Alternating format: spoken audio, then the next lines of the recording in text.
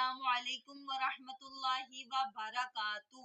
ہمارے پیارے نبی صلی اللہ علیہ وآلہ وسلم نے ارشاد فرمایا ہے، الدنیا سجن المؤمن و جنت الکافر، کہ دنیا جو ہے وہ مومن کے لیے قید خانہ اور کافر کے لیے جنت ہے۔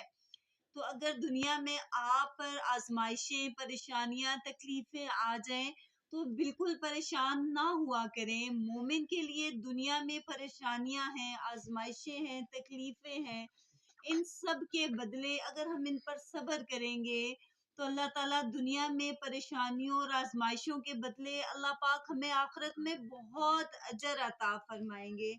اور وہ انسان جس کو دنیا میں کوئی تکلیف نہیں پہنچتی، اس کو اللہ تعالیٰ آخرت میں اس کا حساب سخت لیں گے۔